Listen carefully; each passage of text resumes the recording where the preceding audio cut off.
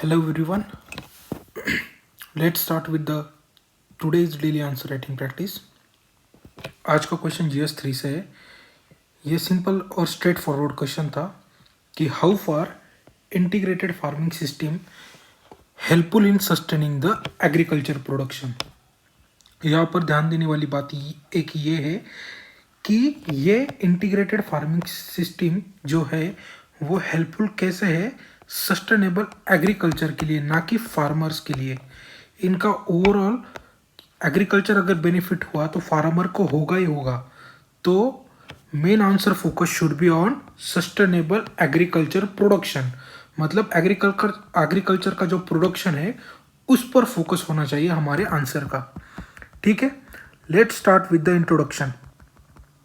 अब ये टर्म थोड़ी अनकॉमन है, रेगुलर रीडिंग या फिर टॉकिंग में आती नहीं, और इसलिए आपको इंट्रोडक्शन जो है ये इस टर्म को डिफाइन करने से स्टार्ट करना चाहिए, और वो भी बहुत कॉम्प्रिहेंसिव वे में.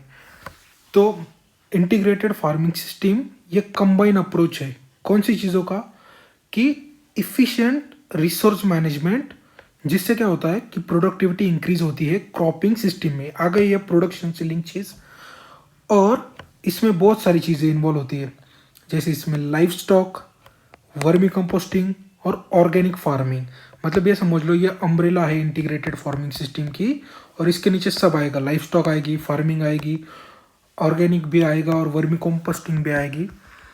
और ये जो इंटीग्रेटेड फार्मिंग सिस्टम है इसके मल्टीपल ऑब्जेक्टिव्स होते हैं, जैसे कि फार्मिंग जो है उसको सस्टेनेबल बनाना, फूड सिक्योरिटी को अचीव करना, फार्मर्स की सिक्योरिटी होगी इनडायरेक्टली, और पॉवर्टी रिडक्शन भी होगा. ये इसके ऑब्जेक्टिव्स होते हैं. तो बॉडी में we will start with the body.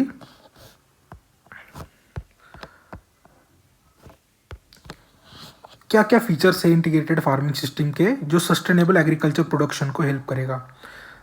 तो सबसे पहले कि प्रोडक्टिविटी अच्छी है तो प्रोडक्शन इंक्रीज होगा. ये integrated farming system agriculture yield per unit अच्छी करती है because of intensification of crop और अलाइड एक्टिविटी जो इसको सपोर्ट करती है. अलाइड एक्टिविटीज़ मतलब लाइफ स्टॉक हो गए, पोल्ट्री या फिर डेयरी प्रोडक्ट्स, ये सारे अलाइड एक्टिविटीज़ है जो ओवरऑल एग्रीकल्चर की प्रोडक्टिविटी बढ़ाता है. और दूसरी चीज़ ये बढ़ाता है वो है सस्टेनेबिलिटी. ये तो क्वेश्चन में मेंशन किया है, how it will sustainable farming system. ठीक है, IFC uses integrated pest management, कि सिर्फ केमिकल्स की नहीं लेकिन बायो पेस्ट पे ज़्यादा फोकस होता है. इसकी वजह से इसको इंटीग्रेटेड पेस्ट मैनेजमेंट बोलते हैं. जैसे बायो फर्टिलाइज़र हो गया, पेस्टिसाइड्स हो गई, और पेस्टिसाइड्स और वीडिसाइड्स का यूज़ वो कम कर देता है. और जिससे क्या होता है जो नेगेटिव इम्पैक्ट है केमिकल बेस्ड प्रोडक्ट्स के वो कम हो जाते हैं. अगर वो कम हो गए तो अपने आप फार्मिंग सस्टेनेबल हो जाएगी. अनदर बेनिफिट इज कि इसके प्रॉफिटेबिलिटी बढ़ जाती है. देखिए अगर यूज़ कम कर रहा है फर्टिलाइज़र का या फिर पेस्टिसाइड का, तो अपने आप जो प्रॉफिटेबिलिटी है वो बढ़ जाएगी. और नेचुरल फर्टिलाइज़र और बायो प्रोडक्ट्स यूज़ करने से क्या होता है जो न्यूट्रिएंट रिसाइकलिंग है वो बहुत अच्छे से होती है. ठीक है, another next point of the integrated farming system का ये है कि एक all the year income provide करता है. देखिए एक रबी सीज़न होता है और एक खरीफ सीज़न होता है, लेकिन इसके बीच में या पहले ज़्यादातर farming small marginal farmer income source नहीं ढूंढ पाते. लेकिन इंटीग्रेटेड फार्मिंग सिस्टम में क्या होता है कि आपके पास लाइफ स्टॉक होता है, या तो बफेलो काऊ होगा या एग्स, इनके प्रोडक्ट्स आप बेच सकते हैं. एग्स हो गए, मिल्क मीट प्रोडक्ट्स हो गए, तो इससे इनकम तो बढ़ता ही है, इंक्रीज होता ही है, लेकिन ऑफ सीजन भी इनकम आपकी चालू रहती है. तो ये all the year income provide करता है. अनदर बेनिफिट ये है इंटीग्रेटेड फार्मिंग सिस्टम का कि ये जो है ये अलाइड एग्रीकल्चर के साथ साथ अलाइड सेक्टर्स और अलाइड एक्टिविटीज़ भी प्रोवाइड करता है. इसकी वजह से क्या होता है कि लेबर डिमांड हाई होती है, तो इस वजह से it create a employment in agriculture sector. Next point ये है कि आप देख सकते हो कि जो अलाइड अगर एक्टिविटीज़ हमने जारी रखी फार्मिंग में, तो जो लाइफ स्टॉक्स है उनको फॉडर की बहुत ज़रूरत पड़ती है. लेकिन जो मॉनसून सीजन है उस टाइम तो बहुत सारे फॉडर होते हैं, लेकिन ऑफ सीजन में फॉडर मिलना मुश्किल होता है।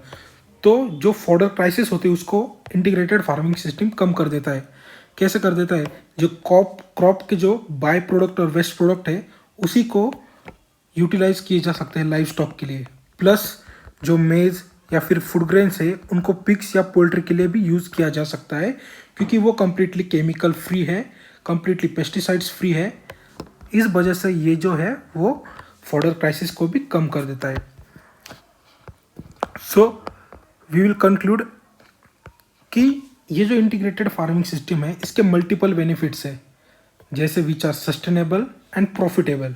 बट हमारा जो एम्बिशन है कि हमको फार्मिंग का जो इनकम है वो डबल करना है बाय 2022, तो India need to formalise efficient integrated farming system, कि हमको जो विजन है हमारा doubling the farming incomes by 2022, उसके लिए हमको एक इफिशिएंट इंटीग्रेटेड फार्मिंग सिस्टम चाहिए जो कि हमारे जो इंडियन क्लाइमेटिक कंडीशन है उसको सूट करे और जो हमारी एनवायरनमेंट है इंडियन एग्रीकल्चर का उसको भी सूट करे।